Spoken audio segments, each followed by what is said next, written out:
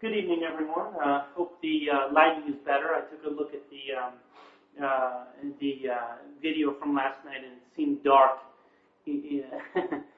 dark in places. So I hope that this resolves the lighting issue a little bit.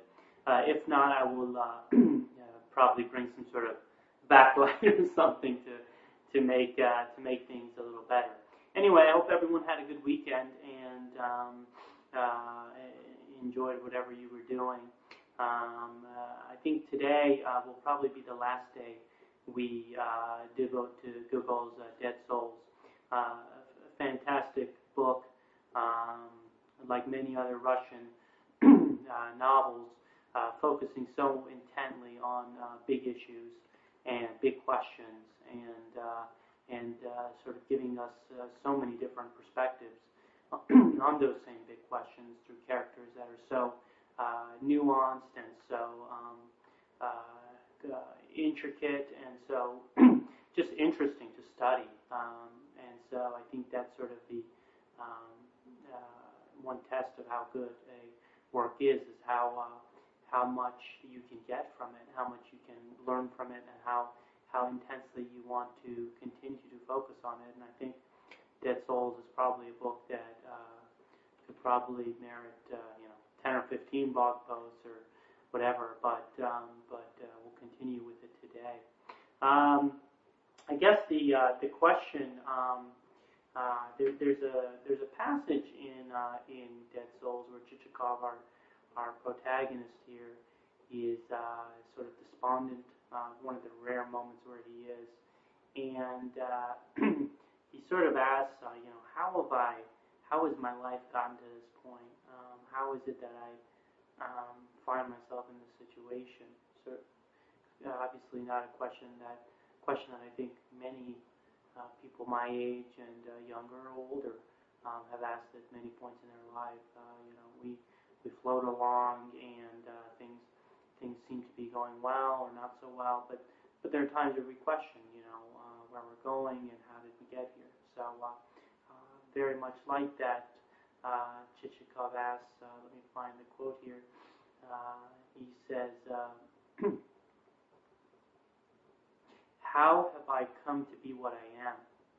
Why has misfortune overtaken me in this way? Never have I wronged a poor person or robbed a widow or turned anyone out of doors. I have always been careful only to take advantage of those who possess more than their share. Why then should others be prospering and I be sunk as low as a worm? So this is a question that not only as sort of intrigued me as I was reading the novel. How does someone get to the point where they would be willing to engage in this scheme to sell dead souls and to be the kind of person which we, in the first post, we sort of went through all the negative character traits of Chichikov. How does someone get to be like that? I'm less interested in, criticizing him than in understanding how he got there and how to get out of it. And I think that's, again, something that I'm going to try to focus on in the blog posts coming up. Not just to criticize the way of the world and how things are as it is, or how people are evil or stupid or whatever, but to the extent that we obviously have to note that and see that in the world, the point should be to try to find a way out of it and suggest a way out of it. Undoubtedly, 1,000 years from now or 2,000 years from now, there'll be, the same problems in many ways, and people dealing with the same issues, and it's not just going to vanish. And so it's, you can't just sit there and criticize the world and how people are acting, but you have to really try to suggest ways that things can be improved, or things can be, or people can get out of some of the cycles they're in, if that's what they're interested in. If they're not interested, and that's fine.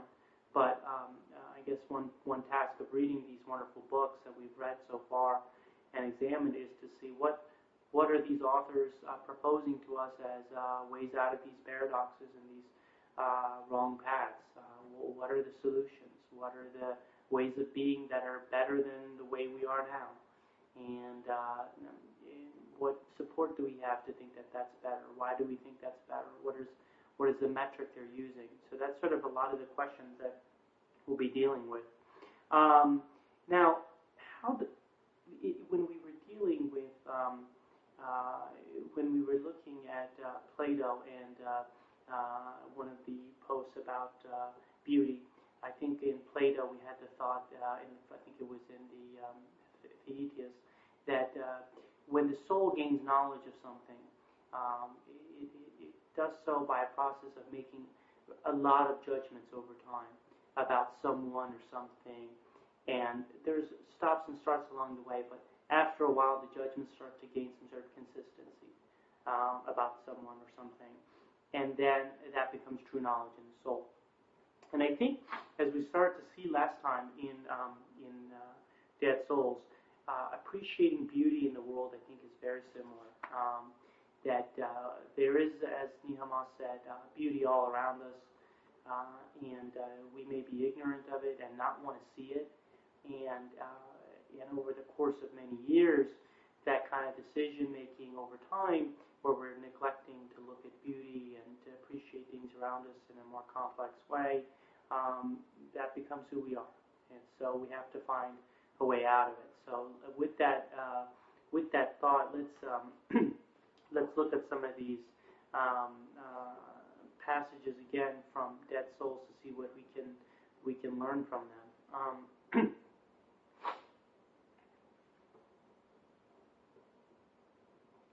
One thing that we should look at again is that when Chichikov asks, "How did I get where I am?"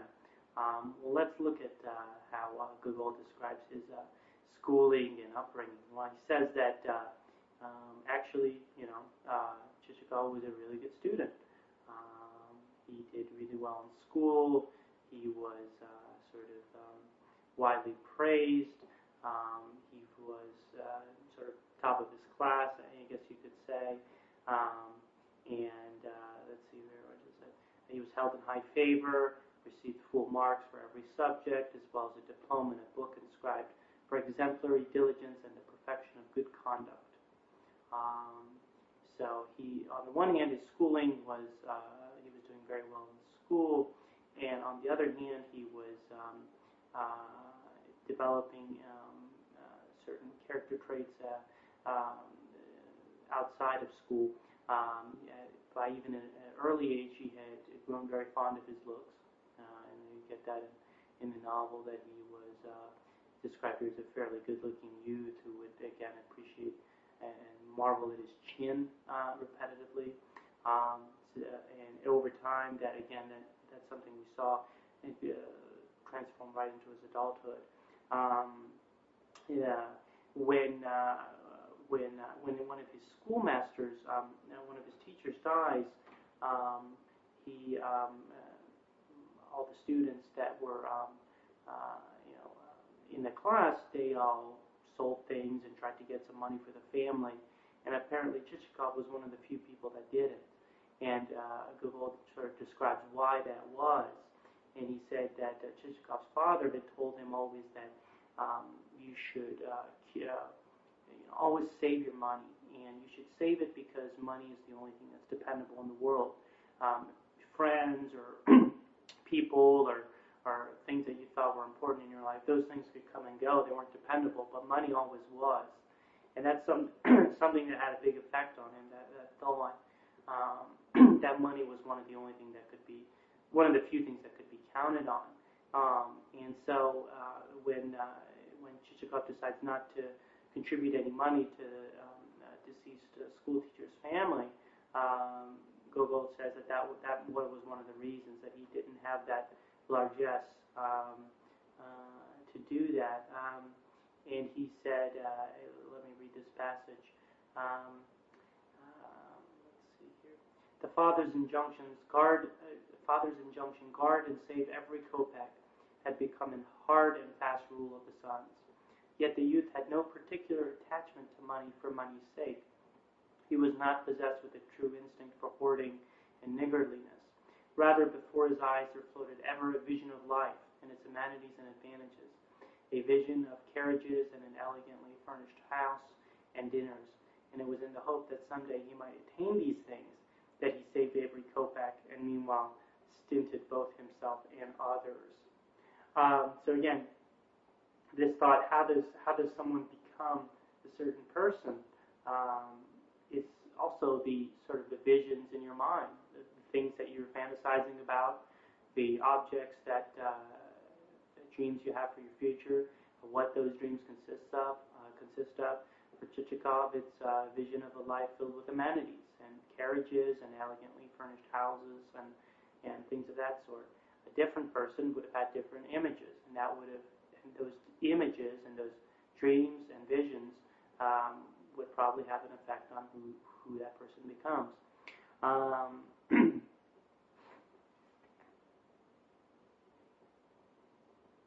So, in addition to that, we get into, of course, after Chichikov graduates from school, he starts working, and then Gogol gives us a little bit of a background about how he was doing as in the real world working, and basically the traits that Gogol stresses that Chichikov had was basically self-denial, extreme sort of diligence and fastidiousness, and basically putting up with anything to achieve his goals. Self-denial, putting up with things, sacrificing. Basically, the work ethic ideal of America. Those traits. Let me read this passage here. This is, I think, Gogol is talking about one of his first jobs, Chichikov's first job, and he says it describes sort of how the maturation and then the process that Chichikov was dealing with at the time and with this new job. He says, nevertheless, wretched though this appointment was, he determined by strict attention to business to overcome all obstacles and to win success. And indeed, the self-denial, the patience, and the economy which he displayed were remarkable. From early morning until early and late at night, he would, with indefatigable zeal of body and mind, remain immersed in his sordid task of copying official documents, never going home, snatching what sleep he could on tables in the building, and dining with the watchman on duty. Yet all the while he contrived to remain clean and neat, to preserve a cheerful expression of countenance, and even to cultivate a certain elegance of movement. Now, as you can almost sense the irony here in the sort of disappointment in Gogol when he's describing what he's doing, or Chichikov was doing. The job is not interesting. He calls it a wretched appointment, but yet sort of Chichikov just plows forward, determined to succeed at any cost, whether that means self-denial, whether that means staying there all day, working, remaining immersed in the task of copying documents, never going home, sleeping on a table. This and anything else Chichikov was willing to put up with to succeed. And again, when we talk about how does someone become what they are, that is part of it, that daily task. Nothing here about beauty, nothing here about pursuing any sort of appreciation of beautiful objects, nothing of the sort, just not even on the scale. So we get a sense there of that as well. And this actually reminds me of a quote from Plato, I think, that I was going to talk about, and that is from the Crito, where Socrates says, they're talking about zeal, enthusiasm, energy for something. And Socrates says, zeal is not always a good thing. It's not always good to have enthusiasm and energy for something. And that's really foreign to us. I mean, we think that energy and enthusiasm is always pretty much a good thing. It's not perceived negatively. But Socrates says, if the object of, or the goal in mind, or what you're working for with enthusiasm or energy or zeal is good, then the zeal and the energy and the enthusiasm is good. But if what you're working for is not good, then the zeal makes things even worse. The enthusiasm and energy, because now you're doubling down on something that's not good to begin with. And that's sort of a folksy way of saying it, but I think you see that here too, and in Chichikov's character.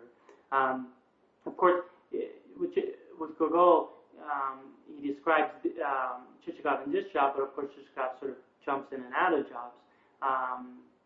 He tries to curry favor with his boss. He gets promoted, but then the boss is fired. A new boss comes in at the job. The new boss doesn't like Chichikov, and again, this sort of unfortunate fact that Chichikov had no control of his life. And the new boss doesn't like him, so he goes to another job, and then we see the same pattern again. There's no change really. Sort of the self-sacrifice, the denial, the plowing forward, just almost like an Energizer bunny or a steamroller, just plowing forward. Let me see if I can find a passage here to illuminate that a little bit.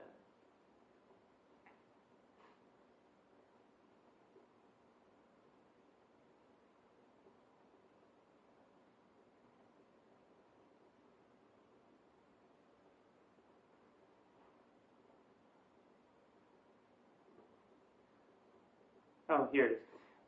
So Chichikov here is trying to figure out what am I going to do now that the new boss doesn't like me. And he says, well, said Chichikov to himself, I have done my best, and now everything has failed. Lamenting my misfortune won't help me, but only action. And with that, he decided to begin his career anew, and once more to arm himself with the weapons of patience and self-denial. The better to effect this, he had, of course, to remove to another town. Yet somehow, for a while, things miscarried. More than once, he found himself forced to exchange one post for another, and at the briefest of notice. And all of them were posts of the meanest, the most wretched order.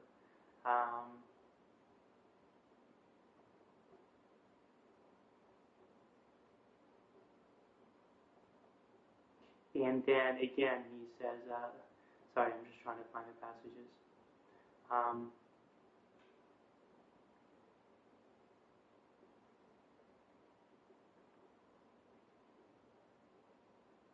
Again, here it says, in other words, this is Gogol writing now, in other words, although he had undergone what to the majority of men would have meant ruin and discouragement and a shattering of ideals, he still preserved his energy. True, downcast and angry, and full of resentment against the world in general, he felt furious with the injustice of fate and dissatisfied with the dealings of men. Yet he could not forbear courting additional experiences. In short, the patience which he displayed was such as to make the wooden pertinency of the German seem nothing at all, seeing that by nature Chichikov's blood flowed strongly, and that he had to employ much force of will to curb within himself those elements which longed to burst forth and revel in freedom. He had to employ much force of will to curb within himself those elements which longed to burst forth and revel in freedom. He thought things over, and as he did so, and then that passage comes up, how have I come to be what I am? And then, again, he says here, all that he required was a plan. Once more he pulled himself together. Once more he embarked upon a life of toil. Once more he stinted himself in everything. Once more he left clean and decent surroundings for dirty, mean existence. In other words, until something better should turn up, he embraced the calling of, he became an attorney at this point. And so, again, we see here various passages where Chichikov is basically not engaging in any sort of self-reflection to figure out what he wants. There's a couple of passages in the work where we get a glimpse of why this is so. There's one passage where Chichikov is asked, "Why are you doing this scheme to sell these dead souls?" And he says, "Well, it's the plan I came up with. It's the only thing I could think of." And then whoever he's talking with says, why didn't you do something else? He said, well, I don't think I'm great at anything. I'm just not good or great at anything, so I just came up with this.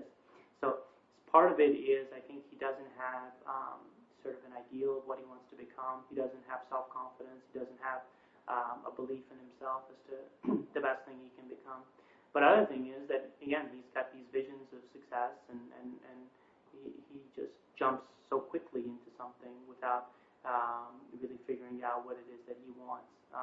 Gogol certainly has the perspective as the author to say he's jumping into this thing of self-denial and sort of a wretched way of living, but it seems like Chichikov never gets that. So I think that's part of the problem here.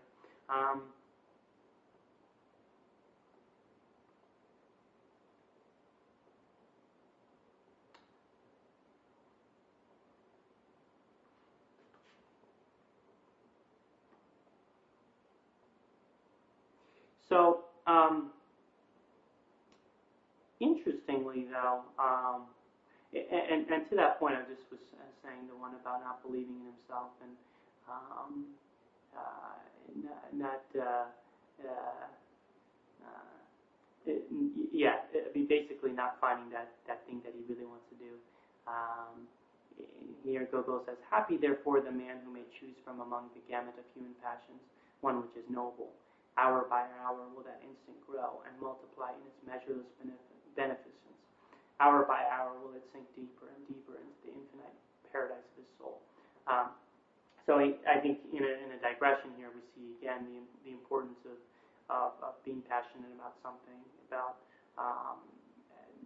being passionate about the right thing that's right for you, and then watching it once you latch onto that, watching that instinct grow within you and sink deeper into your soul and become part of who you are and sort of multiply outward.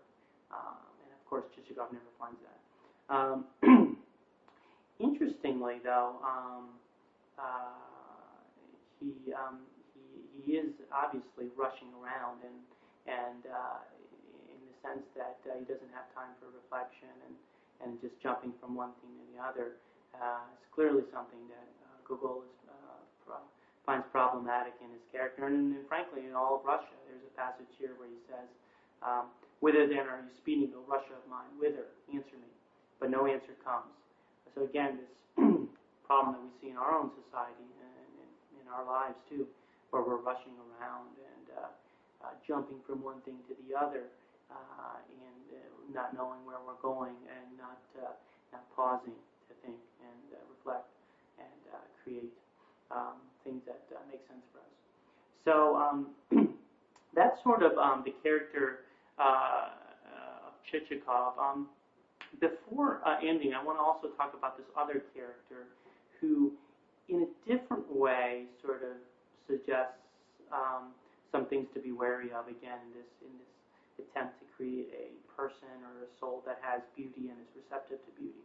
And this character's name is Tien Chichikov. I'm just going to call him Tien because his name is very complicated. But what's interesting is he, unlike Chichikov, who's really rushing around, who's a flatterer, who's sort of a businessman, and all of those things, and is immersed in society basically, and has been externally successful. This character Tien, he's very different. He, while he had the same sort of initial success as Chichikov, he then he in school and then and in work, he then went to he owned a big he was a big land. He inherited some land, and then he went back to take care of his land and his serfs. And he decided that he was going to write some big book on philosophy and Russia. And obviously, personally, I have the same desire, not to write a great book, but to obviously explore philosophy and literature and psychology through these different goods. So I can sort of relate it to his character in some sense. But anyway, so he had this great idea to write this big magnum opus book on Russia and philosophy. And he goes back to the farm, and at first he's very excited about doing this. He's very excited about being in charge of the home, and he sort of goes is very involved in everything and in the in the property. But then over time, he sort of loses interest in it, and he stops writing the work, the big magnum opus. I think Gogol says it is hardly ever even started, and he loses interest in the farm and taking care of the serfs. He sort of starts to distrust them and think they're out to cheat him. He can't relate to them well, and he starts to sort of seclude. He doesn't have any more visitors. He doesn't go out and interact with anyone. He doesn't write his book. So basically, he doesn't. He, in a different sense, he's not receptive to beauty either. And he's even though he's sort of not in the bustle and hustle of a career and working in the real world and trying to please people and all those things. He's out on a farm somewhere. He's got property. He doesn't have to worry about money. Doesn't have to worry about food. Doesn't have to please anybody. But still, he's not receptive to beauty. So, to me, this is a very interesting character. I'm trying to find some quotes in a second, but it's an interesting character because, as we saw with I think when we talked about Thoreau and Walden, one common perception of what we talked about there was that Thoreau was kind of saying, everyone should go into the woods and return to nature and live this quiet, secluded life, and that, by doing so, you sort of partake beauty. And I think that was, I tried to bring it out in that post, but I think Thoreau was not really saying that. And he was saying that, and of course Thoreau went back into society after living in Walden for a couple of years. And I think he was just saying, whatever it is that you love and whatever it is that you feel is good for you and is different, is really your genius, whatever is your genius, that's what you should pursue. And for me, it was going into the woods for a couple of years. For you, it could be, many other things. And so I think we see in this Tien character, too, in the novel, in Dead Souls, this sort of escape from people and going into some seclusion somewhere to write some book, withdrawing from other people. That's really not a state, while on one hand it can seem like, you can get in touch with your inner self and beauty and stuff.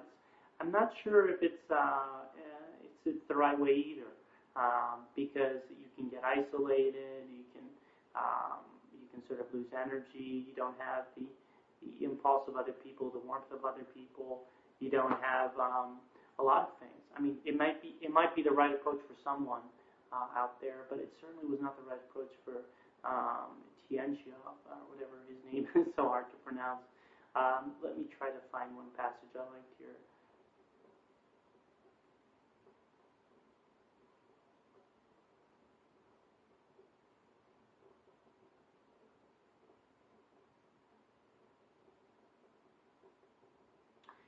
And here he's talking about how he shuts himself off. But soon even this began to pall on Tien, and he ceased altogether to visit his fields or to do aught but shut himself up in his rooms, where he refused to receive even the bailiff when that functionary called with his reports.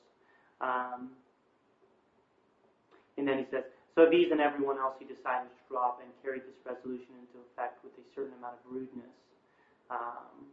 Thus the acquaintance came to an abrupt end, and from that time forth no visitor called at the mansion. Tien in no way regretted this, for he could now devote himself wholly to the projection of a great work on Russia, of the scale of which his composition was conceived the reader is already aware.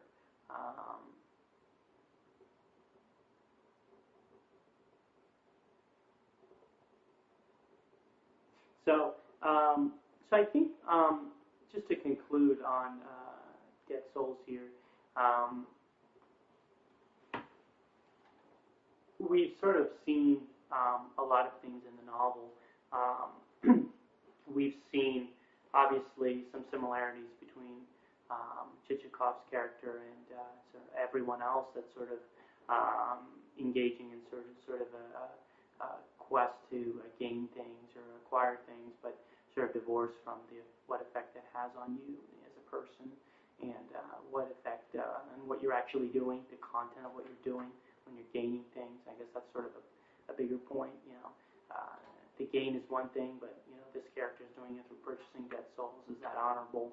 Is that something that's worth whatever he gains out of it? And obviously, basic superficial question of the novel is that. But deeper than that, we have all these personality traits we see in Chichikov that we should try to avoid. And I think the main thing is, from my reading of the novel, is this is a character that's stunted to beauty, stunted to beautiful things in the world, things that can change him, things that can cause him to grow. And there's, I think, I've tried to bring out many reasons why he is this way, and then actions he took and actions he didn't take, and how he ended up like this. And I think that reading a novel like this, engaging with a character like Chichikov, has certainly helped me think about things, about how to pursue beauty and how to be open to it. And I think that certainly very few novels can have such an effect on people, and this has certainly been one of them. So anyway, next time we'll probably consider a different novel, and hope everyone has a good night. Bye-bye.